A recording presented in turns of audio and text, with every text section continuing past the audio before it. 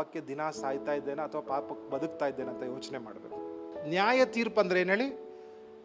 ಪಾಪದ ಶಿಕ್ಷೆ ಇಲ್ಲ. ಶುದ್ಧೀಕರಣ ಎಂದ್ರೆ ಪಾಪದ ಶಕ್ತಿ ಇಲ್ಲ. ಮಹಿಮೆ ಪಡಿಸುವುದಾದ್ರೆ ಪಾಪದ ಸಾನ್ನಿಧ್ಯನೇ ನನ್ನ ಜೀವಿತದಲ್ಲಿಲ್ಲ. ಭೂತಕಾಲ ನ್ಯಾಯ ತೀರ್ಪು, ವರ್ತಮಾನ ಕಾಲ ಶುದ್ಧೀಕರಣ, ಮಹಿಮೆ ಪಡಿಸುವುದು ಭವಿಷ್ಯ ಕಾಲ. ಶುದ್ಧೀಕರಣವನ್ನ ಹೇಗೆ ನಮ್ಮ ಜೀವಿತದಲ್ಲಿ ದೇವರು ಮಾಡ್ತಾರೆ ಅನ್ನೋದನ್ನ ಇವತ್ತು ದೇವರ ವಾಕ್ಯದಿಂದ ಕಲಿಯುವಂಥವರಾಗಿರೋಣ. ಇದು ಬಹಳ ಇಂಪಾರ್ಟೆಂಟ್ ನಮ್ಮ ಜೀವಿತದಲ್ಲಿ. ಈಗ ನಾವು ಯೇಸುವಿನ ನಂಬಿದ ಮೇಲೆ ಏನಾಗುತ್ತೆ ಎಲ್ಲವನ್ನ ಈ ವಾಕ್ಯಗಳು ನಮಗೆ ಸ್ಪರ್ಶಿಸಿ ಎಕ್ಸ್ಪ್ಲೇನ್ ಮಾಡುವಂಥದ್ದಾಗಿದೆ. ರೋಮಾಪುರದವ್ರಿಗೆ ಬರೆದ ಪುಸ್ತಕ 8ನೇ ಅಧ್ಯಾಯದ 30ನೇ ವಾಕ್ಯ ಗಮನಿಸಿ. ಆ ಶಬ್ದ ಬಹಳ ಇಂಪಾರ್ಟೆಂಟ್. ನೀತಿವಂತರೆಂದು ನಿರ್ಣಯಿಸಿದನು. ಓಕೆ, ಯಾರನ್ನು ನೀತಿವಂತರೆಂದು ನಿರ್ಣಯಿಸಿದನು ಅವರನ್ನು ಮಹಿಮೆ ಪಡಿಸಿದನು. 1 ಕೊರಿಂಥದವರಿಗೆ ಬರೆದ ಪುಸ್ತಕ 6ನೇ ಅಧ್ಯಾಯದ 11ನೇ ವಾಕ್ಯ ಆತನು ಯೇಸುವಿನ ಹೆಸರಿನಲ್ಲಿ ನಮ್ಮ ದೇವರ ಆತ್ಮನಲ್ಲಿಯೂ ತೊಳೆಯಲ್ಪಟ್ಟಿರಿ, ಶುದ್ಧೀಕರಿಸಲ್ಪಟ್ಟಿರಿ ಮತ್ತು ನೀತಿವಂತರೆಂದು ನಿರ್ಣಯವನ್ನು ಹೊಂದಿದಿರಿ. ಓಕೆ, ಗಮನಿಸಿ, ಎರಡು ವಾಕ್ಯಗಳನ್ನು ನಾನು ಹೋಲಿಸಿ ಹೇಳ್ತೇನೆ. ಮೊದಲನೇದಾಗಿ ಯೇಸುವನ್ನ ನಾವು ಪಾಪಿಗಳಾಗಿದ್ದೆವು. ಯೇಸುವಿನ ಬಗ್ಗೆ ನಾವು ಕೇಳಿದ ಕೂಡಲೇ, ಯೇಸುವಿನ ಪ್ರೀತಿಯನ್ನು ನಾವು ನೋಡಿದಾಗ, ಯೇಸುವಿನ ಮೇಲೆ ನಂಬಿಕೆ ಬಂದಾಗ, ನಾವು ಯೇಸುವಿಗೆ ಒಪ್ಪಿಸಿಕೊಟ್ಟಾಗ ನನ್ನ ಜೀವಿತದಲ್ಲಿ ಮೊದಲನೇದಾಗಿ ಆಗುವುದೇನೆಂದರೆ ನೀತಿವಂತರೆಂದು ನಿರ್ಣಯ. ಯೇಸುವಿನಲ್ಲಿರುವವರಿಗೆ ನ್ಯಾಯ ತೀರ್ಪಾಗಿರೋದು ಅಂದರೆ ನಮ್ಮನ್ನ ದೇವರು ನೀತಿವಂತರೆಂದು ನಿರ್ಣಯಿಸಿದ್ದಾರೆ. ಎರಡನೇದಾಗಿ 1 ಕೊರಿಂಥದವರಿಗೆ ನೋಡಿದಾಗ ಶುದ್ಧೀಕರಿಸಲ್ಪಟ್ಟಿದ್ದು. ಎರಡನೇದಾಗಿ ಏನಾಗುತ್ತೆ? ಶುದ್ಧೀಕರಿಸಲು. ಮೂರನೇದಾಗಿ ಮಹಿಮೆ ಪಡಿಸುವುದು. ಇದು ಬಹಳ ಇಂಪಾರ್ಟೆಂಟ್. ನೀತಿವಂತರೆಂದು ನಿರ್ಣಯಿಸುವುದು ಅಂದ್ರೆ ಏನು? ಗಮನಿಸಿ, ಯೇಸುವಿನನ್ನ ನಂಬಿದಾಗ, ಯೇಸು ನನಗೋಸ್ಕರ ಬಂದಿದ್ದಾರೆ, ಯೇಸು ನಮಗೋಸ್ಕರ ಸತ್ತಿದ್ದಾರೆ, ಯೇಸು ನನಗೋಸ್ಕರ ಸತ್ತು ಎದ್ದು ಬಂದಿದ್ದಾರೆ ಅಂತ ನಾವು ನಂಬಿದಾಗ ನಾವು ರಕ್ಷಣೆ ಹೊಂದಿದೆವು. ನಮ್ಮ ಪಾಪ ತೊಳೆಯಲ್ಪಟ್ಟಿತು. ಓಕೆ, ನಾವು ಯಾವತ್ತು ಯೇಸುವನ್ನ ನಂಬಿದ್ರು, 1 ನಿಮಿಷ ಹಿಂದೆ ನಂಬಿದ್ರು ಅಥವಾ 10 ವರ್ಷ ಹಿಂದೆ ನಂಬಿದ್ರು, ನಾವು ಜಸ್ಟಿಫಿಕೇಶನ್ ಅಥವಾ ನ್ಯಾಯ ತೀರ್ಪಿನ ನಿರ್ಣಯ ಆಗೋಗಿದೆ. ಎಲ್ಲಂದ್ರೆ ಇದು ಭೂತಕಾಲ, ಪಾಸ್ಟ್ ಟೆನ್ಸ್, ಆಗೋಗಿರುವುದು. ಓಕೆ, ಸೊ ಜಸ್ಟಿಫಿಕೇಶನ್ ಅನ್ನೋದು ಆಗೋಗಿರುವಂತಹ ಕೆಲಸ. ಆಯ್ತಾ? ನಾವೇನೂ ಮಾಡಲಿಲ್ಲ, ಎಲ್ಲ ಯೇಸು ಮಾಡಿದ್ದನ್ನ ನಾವು ನಂಬಿದಾಗ ನಮಗೆ ಯೇಸು ಮಾಡಿದ್ದೆಲ್ಲ ನಮಗೆ ಸಿಕ್ಕಿತು. ಅರ್ಥ ಆಗ್ತಿದ್ಯಾ? ಸೊ ಎರಡನೇದಾಗಿ ಶುದ್ಧೀಕರಣ. ಏನ್ ಶುದ್ಧೀಕರಣ ಅಂದ್ರೆ ಗಮನಿಸಿ, ಬಹಳ ಇಂಪಾರ್ಟೆಂಟ್. ಶುದ್ಧೀಕರಣ ಅಂದ್ರೆ ನಾವು ಪರಿಶುದ್ಧರಾಗಿದ್ದೇವೆ, ಪರಿಶುದ್ಧತೆಯಲ್ಲಿ ಬೆಳೆಯುವುದು, ಇನ್ನೂ ಪರಿಶುದ್ಧವಾಗುವುದು. ಓಕೆ, ಆಮೇಲೆ ಲೋಕದಿಂದ ಬೇರ್ಪಡಿಸುವುದು. ಗಮನಿಸಿ, ಇದು ಇವಾಗ ನಡೀತಾ ಇದೆ. ಎಲ್ಲರೂ ಹೇಳಿ, ವರ್ತಮಾನ ಕಾಲದಲ್ಲಿ ನಡೀತಿದೆ. ನ್ಯಾಯ ತೀರ್ಪು ಅಂದ್ರೆ ಆಗೋಗಿರೋದು. ಓಕೆ, ಶುದ್ಧೀಕರಣ ಅಂದ್ರೆ ನಡೀತಾ ಇರುವುದು, ಪ್ರೆಸೆಂಟ್ ಟೆನ್ಸ್. ಇನ್ನು ಲೋಕದ ವಿಚಾರಗಳಿಂದ ಇನ್ನೂ ಹೆಚ್ಚೆಚ್ಚಾಗಿ ಹೊರಗಡೆ ಬರುವುದನ್ನೇ ಶುದ್ಧೀಕರಣ. ಸೊ ಇದು ದಿನ ನಡೀತಾ ಇದೆ, ಪ್ರತಿ ಕ್ಷಣ ನಡೀತಾ ಇದೆ. ಈ ಕ್ಷಣದಲ್ಲೂ ನಾವು ನಿರ್ಧಾರ ಮಾಡ್ತಿದ್ದೇವೆ, ನಾನು ದೇವ್ರ ವಾಕ್ಯ ಕೇಳ್ತೇನಾ ಅಥವಾ ನಾನು ಮೊಬೈಲ್ ನೋಡ್ತೇನಾ ಅಥವಾ ನಿದ್ದೆ ಮಾಡ್ತೇನಾ. ಸಪ್ರೇಟ್ ಆಗುವುದನ್ನೇ ಶುದ್ಧೀಕರಣ ಅನ್ನೋದು. ಓಕೆ, ಇದು ಈಗ ನಡೀತಾ ಇದೆ, ಪ್ರೆಸೆಂಟ್ ಟೆನ್ಸ್. ಮೂರನೇದಾಗಿ ಮಹಿಮೆ ಪಡಿಸುವುದು. ಅದನ್ನು ನಾವು ಆ ಶಬ್ದದಲ್ಲಿ ನೋಡಿದ್ವಿ, 3 ಶಬ್ದ. ಓಕೆ, ಮಹಿಮೆ ಪಡಿಸುವುದು ಭವಿಷ್ಯದಲ್ಲಿ ಆಗುವುದು, ಇವಾಗ ಆಗಲ್ಲ, ಭವಿಷ್ಯದಲ್ಲಿ ಆಗುತ್ತೆ. ಅರ್ಥ ಆಗ್ತಿದ್ಯಾ? In the future tense. ಅಂದ್ರೆ ನಮ್ಮ ಶರೀರ ಮಹಿಮೆ ಹೊಂದುತ್ತೆ. ಈ ತರ ಇರಲ್ಲ ಶರೀರ. ನನ್ನ ಮನಸ್ಸು ಒಂದು ಯುದ್ಧದ ಮೈದಾನ ತರ, ಒಂದು ರಣರಂಗ ತರ ಮೈದಾನ, ಬ್ಯಾಟಲ್ ಗ್ರೌಂಡ್. ಪ್ರತಿದಿನ ಒಂದು ಯುದ್ಧ ನಡೆಯುತ್ತೆ. ದೇವ್ರ ಕಡೆಗೆ ಹೋಗ್ಬೇಕು ಅನ್ಸುತ್ತೆ, ಪಾಪ ನನ್ನನ್ನು ಎಳೀತಾ ಇರುತ್ತೆ. ಸೊ ಇದು ಎಲ್ಲಿ ನಡೀತಾ ಇದೆ? ನನ್ನ ಮನಸ್ಸಿನಲ್ಲಿ. ಎಲ್ಲ ಹೇಳಿ, ಮನಸ್ಸಿನಲ್ಲಿ. ಮನಸ್ಸಲ್ಲಿರೋದು ಪ್ರಾಣಾತ್ಮದಲ್ಲಿ. ಆತ್ಮ, ಪ್ರಾಣ, ಸೋಲ್. ಸೊ ನಾನು ಅಲ್ಲಿ ಯುದ್ಧ ನಡೆಯುವಾಗ ನಾನು ಪ್ರತಿದಿನ ದೇವರನ್ನ ಮಹಿಮೆ ಪಡಿಸುವ, ದೇವರನ್ನ ಗೌರವಿಸುವ ನಿರ್ಧಾರಗಳನ್ನು ಮಾಡುವಾಗ ನಾನು ಶುದ್ಧೀಕರಿಸಲ್ಪಡ್ತಾ ಇದ್ದೇನೆ. ಮೂರನೇದಾಗಿ ಮಹಿಮೆ ಪಡಿಸುವುದು. ಏನು ಮಹಿಮೆ ಪಡಿಸ್ತಾರೆ? ನನ್ನ ಶರೀರ, ಓಕೆ, ಇದು ಮಣ್ಣಿನಿಂದ ತೆಗೆಯಲ್ಪಟ್ಟಿದ್ದು. ಸೊ ಯೇಸು ಕ್ರಿಸ್ತರ ತುತ್ತೂರಿ ಊದುವಾಗ ನಮ್ಮ ಶರೀರ, ಅಥವಾ ನಾವು ನಾವು ಮಣ್ಣಿಗೆ ಹಾಕಪಡ್ಬೋದು ಅಥವಾ ಜೀಸಸ್ ಮೊದಲೇ ಬರ್ಬೋದು. ಒಟ್ಟಿನಲ್ಲಿ ಯೇಸು ಕ್ರಿಸ್ತನ ಎರಡನೇ ಸಲ ಬರುವಾಗ ಈ ಶರೀರವನ್ನು ಸಂಪೂರ್ಣವಾಗಿ ಬದಲಾಯಿಸ್ತಾರೆ. ಬೈಬಲ್ ಹೇಳುತ್ತೆ ಒಂದೇ ಕ್ಷಣದಲ್ಲಿ ನಮ್ಮ ಶರೀರ ಸಂಪೂರ್ಣವಾಗಿ ಬದಲಾಗುತ್ತೆ. ಹೆಂಗ್ ಬದಲಾಗುತ್ತೆ? ಮಹಿಮೆ ಹೊಂದುತ್ತೆ. ಅಂದ್ರೆ ಸ್ವರ್ಗಕ್ಕೆ ಹೋಗುವುದಕ್ಕೆ ಯೋಗ್ಯವಾದ ಶರೀರವಾಗಿ ಮಾರ್ಪಾಡಾಗುತ್ತೆ. ನಾವೇನು ಮಾಡಲ್ಲ. ಸೊ ಮೊದಲನೇ ಕೆಲಸ ಅಂದ್ರೆ ನೀತಿವಂತರೆಂದು ನಿರ್ಣಯಿಸುವುದು ಸಂಪೂರ್ಣವಾಗಿ ದೇವರ ಕೆಲಸ, ಮಹಿಮೆ ಪಡಿಸುವುದು ದೇವರ ಕೆಲಸ. ಆದರೆ ಮಧ್ಯದಲ್ಲಿ ಶುದ್ಧೀಕರಣ ಇದೆಯಲ್ಲ, ಅದು ನಾವು ದೇವರ ಜೊತೆ ಸೇರಿ ಮಾಡುವ ಕೆಲಸ. ನಾನು ಪ್ರತಿದಿನ ಏನಾಗುತ್ತೆ, ಲೋಕ, ಶರೀರ, ದೆವ್ವ, ಸೈತಾನ ನನ್ನ ಜೊತೆ ಯುದ್ಧ ಮಾಡುತ್ತೆ. ಲೋಕ ನನ್ನ ಜೊತೆ ಯುದ್ಧ ಮಾಡುತ್ತೆ. ನೀನು ಮೊಬೈಲು ಸುಮ್ಮನೆ ಇಲ್ಲದೆ ಇದ್ರು ಕರೆಯುತ್ತೆ, ಮನಸ್ಸನ್ನು ಎಳೆಯುತ್ತೆ. ಟಿವಿ ನಿನ್ನನ್ನು ಎಳೆಯುತ್ತೆ. ಏನಾಯ್ತು? ಆಶ್ಚರ್ಯ ಆಗ್ತದೆ. ಕರೆಕ್ಟ್. ಲೋಕ ಪ್ರತಿದಿನ ನನ್ನ ಜೊತೆ ಯುದ್ಧ ಮಾಡುತ್ತೆ. ಲೋಕ ನನ್ನನ್ನು ಆ ರೀತಿಯಾಗಿ ಬಟ್ಟೆ ಹಾಕೋ, ಆ ರೀತಿಯಾಗಿ ನಡ್ಕೋ, ಆ ರೀತಿಯಾಗಿ ತಿನ್ನು, ಆ ರೀತಿಯಾಗಿ ಮಾತಾಡು ಅಂತ ಕರಿಬೋದು. ಶರೀರ ನನ್ನನ್ನು ಆಹ್ವಾನಿಸ್ಬೋದು. ನಿದ್ದೆ ಮಾಡು, ಪ್ರೇಯರ್ ಮಾಡಬೇಡ, ಓದಬೇಡ, ಚರ್ಚ್ಗೆ ಹೋಗ್ಬೇಡ. ಶರೀರ, ದೆವ್ವ, ಸೈತಾನ ತಪ್ಪು ನಿರ್ಧಾರಗಳನ್ನು ಮಾಡುವುದಕ್ಕೆ ಪ್ರೇರೇಪಣೆ ಮಾಡ್ತಾನೆ. ಸೊ ನಾನು ಅದರ ಜೊತೆ ಯುದ್ಧ ಮಾಡಿ, ಎಲ್ಲರ ಸಲ ಯುದ್ಧ ಮಾಡಿ ದೇವರಿಗೆ ನಾನು ಮೆಚ್ಚುಗೆ ಆಗುವ ಆಯ್ಕೆಗಳನ್ನು ಮಾಡುವಾಗ ಏನಾಗುತ್ತೆ ಗಮನಿಸಿ, ಪಾಪದ ಶಕ್ತಿ ನನ್ನನ್ನು ಬಿಟ್ಟೋಗ್ತಾ ಇದೆ. ಅರ್ಥ ಆಗ್ತಿದೆ? ಅದೇ ಶುದ್ಧೀಕರಣ. ಅದೇ ಪಾಪದ ಶಕ್ತಿ ನನ್ನನ್ನು ಬಿಟ್ಟೋಗ್ತಾ ಇದೆ. ಎಷ್ಟು ನಾವು ಅಭ್ಯಾಸ ಮಾಡ್ತೇವೋ, ಎಷ್ಟು ನಾವು ಅದರಿಂದ ದೂರ ಇರ್ತೇವೋ, ಅದರ ಶಕ್ತಿ ನಮ್ಮ ಜೀವಿತದಲ್ಲಿ ಕಡಿಮೆ ಆಗುತ್ತೆ, ಇರುವಂಥದ್ದಾಗಿರುತ್ತೆ. ಮೂರನೇದಾಗಿ ಮಹಿಮೆ ಪಡಿಸು. ಏನನ್ನ ಮಹಿಮೆ ಪಡಿಸ್ತಾ ಇದ್ದಾರೆ? ಶರೀರವನ್ನು. ಅಂದ್ರೆ ಅದು ಯಾವಾಗ ಆಗುತ್ತೆ? ಯೇಸು ಕ್ರಿಸ್ತ ನಾವು ಸ್ವರ್ಗಕ್ಕೆ ಹೋದಾಗ ನಮ್ಮ ಶರೀರ ಯಾರೋ ನಮ್ಮ ಕುಟುಂಬದವರು ಮಣ್ಣಲ್ಲಿ ಹಾಕ್ತಾರೆ. ಆಯ್ತಾ? ನನ್ನ ಪ್ರಾಣ ಮತ್ತೆ ನನ್ನ ಆತ್ಮ ಸ್ವರ್ಗಕ್ಕೆ ಹೋಗ್ಬಿಟ್ಟಿದೆ. ಸೊ ಶರೀರವನ್ನ ಯೇಸು ಕ್ರಿಸ್ತರು ತುತ್ತೂರಿ ಊದಿ ಎತ್ತಲ್ಪಡುವಾಗ, ಅಥವಾ ಯೇಸು ಕ್ರಿಸ್ತನು ಬಂದು ಶರೀರವನ್ನ ಎತ್ತುವಾಗ ಶರೀರದಲ್ಲಿ ಒಂದು ಚೂರು ಪಾಪದ ಅಂಶನೇ ಇರಲ್ಲ. ಅದನ್ನೇ ಮಹಿಮೆ ಪಡಿಸುವುದು. ಶರೀರ ಮಹಿಮೆ ಪಡಿಸಲ್ಪಡುತ್ತೆ. ಓಕೆ, ದೇವರು ನಾನು ಇಬ್ರು ಸೇರಿ ಅದನ್ನ ಕೋಆಪರೇಟ್ ಮಾಡಿ ಆಗುವಂತಹ ಕ್ರಿಯೆ ಶುದ್ಧೀಕರಣ. ರಕ್ಷಣೆ ಹೊಂದಿದ ಮೇಲೆ ಶುದ್ಧೀಕರಣ ಒಂದು ಬೆಳವಣಿಗೆ ವಿಚಾರ. ಆತ್ಮದಲ್ಲಿ ರಕ್ಷಣೆ ಹೊಂದಿದ ಮೇಲೂ ದೇವರ ನಡೆಸುವಿಕೆಯನ್ನ ವಿರೋಧಿಸಿದ್ರೆ, ಇಲ್ಲ ನಾನು ಕೇಳಲ್ಲ, ಹಂಗ ಹೇಳಿದ್ರೆ ತಪ್ಪು. ಓಕೆ, ಸೊ ದೇವರ ವಾಕ್ಯ, ದೇವರ ಕಲಿಸುವಿಕೆ, ಪರಿಶುದ್ಧಾತ್ಮನ ನಡೆಸುವಿಕೆ, ದೇವರು ಪರಿಶುದ್ಧಾತ್ಮನ ನಿನ್ನನ್ನು ಲೋಕದಿಂದ ಸಪರೇಟ್ ಮಾಡುವಾಗ, ನಿನ್ನ ಶರೀರದಿಂದ ಸಪರೇಟ್ ಮಾಡುವಾಗ, ನಿನ್ನ ನಡತೆಯನ್ನು ಸರಿ ಮಾಡುವಾಗ ನೀನು ಅದನ್ನು ವಿರೋಧಿಸಿದ್ರೆ ನೀನು ತಪ್ಪು ಅಂತ ಹೇಳೋದಿಲ್ಲ, ನೀನು ಮತ್ತೆ ರಕ್ಷಣೆಯಿಂದ ದೂರ ಹೋಗುವ ಚಾನ್ಸ್ ಇದೆ. ಪ್ರತಿಭಟನೆ ಅಂದ್ರೆ ಏನು? ಪ್ರತಿಭಟಿಸುವುದು ಅಂದ್ರೆ ಏನು? ದೇವರ ವಾಕ್ಯಕ್ಕೆ ಪ್ರತಿಭಟಿಸೋದು ಅಂದ್ರೆ ಗಮನಿಸಿ, ವಾಕ್ಯದಲ್ಲಿ ತೋರಿಸ್ತಾರೆ. 1 ಸಾಮುವೇಲ 15ನೇ ಅಧ್ಯಾಯ 22ನೇ ವಾಕ್ಯದಿಂದ ನೋಡಿ. ಈಗೋ ಯಜ್ಞಕ್ಕಿಂತ ವಿಧೇಯತೆಯು ಟಗರು ಕೊಬ್ಬಿಗಿಂತ ಮಾತು ಕೇಳುವುದೇ ಉತ್ತಮವಾಗಿರುವುದು. ದೇವರ ಮಾತು ಕೇಳೋದು ಉತ್ತಮ.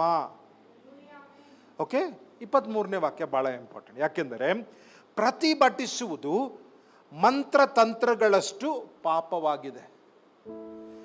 ಹಠಮಾರಿತನ ದುಷ್ಟತನಕ್ಕೂ ವಿಗ್ರಹಾರಾಧನೆಗೂ ಸಮಾನವಾಗಿದೆ.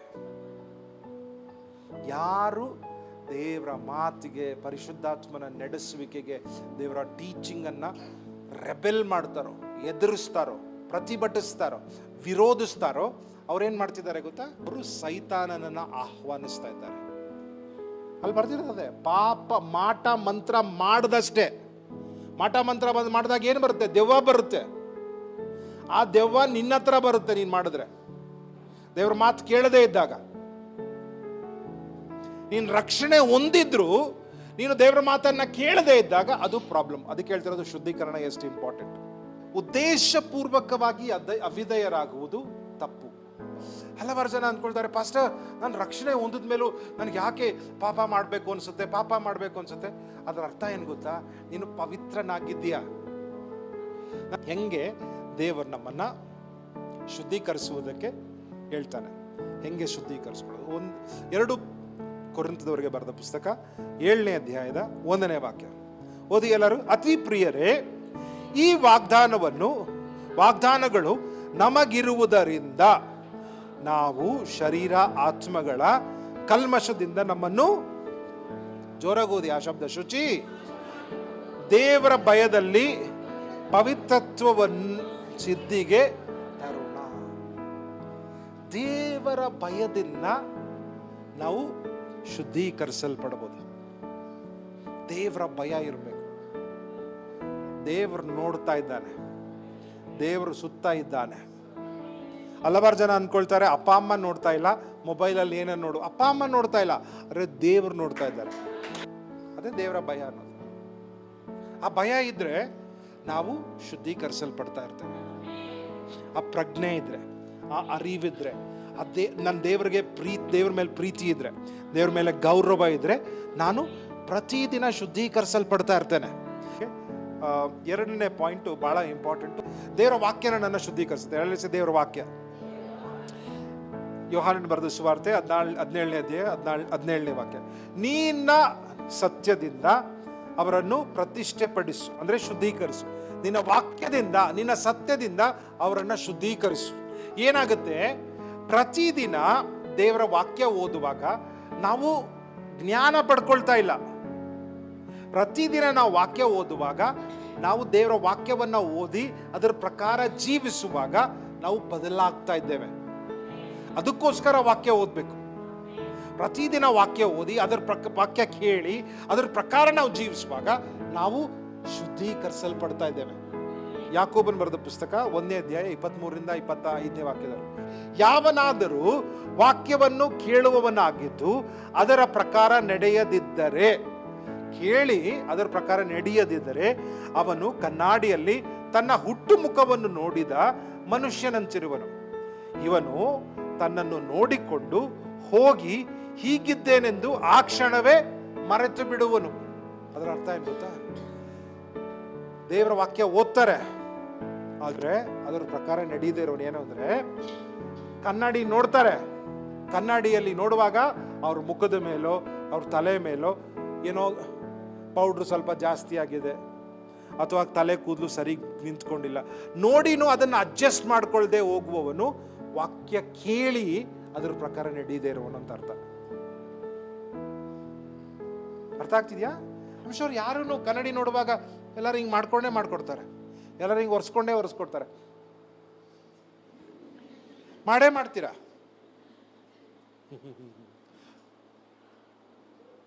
ಮಾಡ್ತೀರಾ ಕನ್ನಡಿ ನೋಡು. ಆದರೆ ನಾವು ವಾಕ್ಯವನ್ನ ಓದಿ ಅದ್ರ ಪ್ರಕಾರ ನಾವು ಮಾಡದೇ ಇದ್ರೆ, ಕನ್ನಡಿ ನೋಡಿ ಮರ್ತೋಗುವವನು.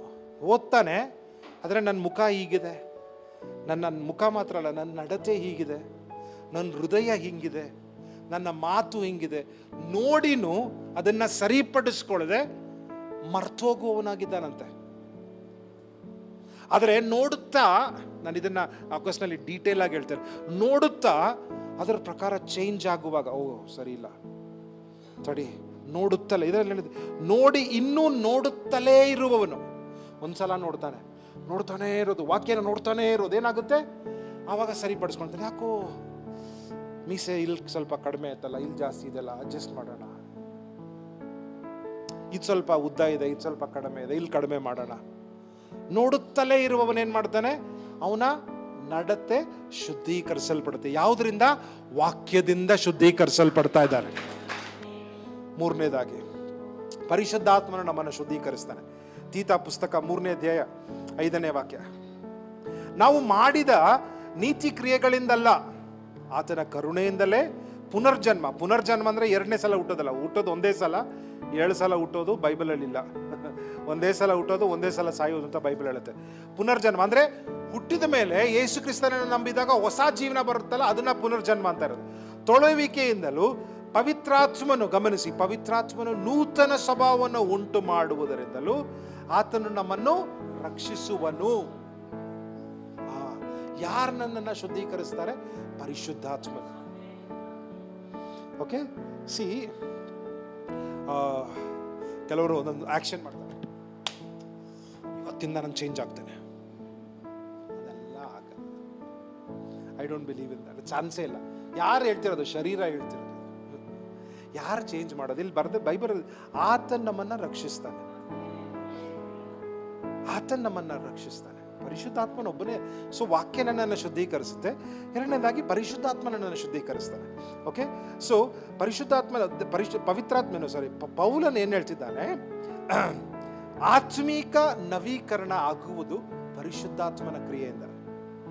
ಪರಿಶುದ್ಧಾತ್ಮನು ಮನಸ್ಸಿನೊಳಗಡೆ ಚೇಂಜ್ ಮಾಡಬೇಕು, ಪರಿಶುದ್ಧಾತ್ಮನ ಬಿಡಿಸ್ಬೇಕು, ಪರಿಶುದ್ಧಾತ್ಮನ ಬದಲಾಯಿಸಬೇಕು.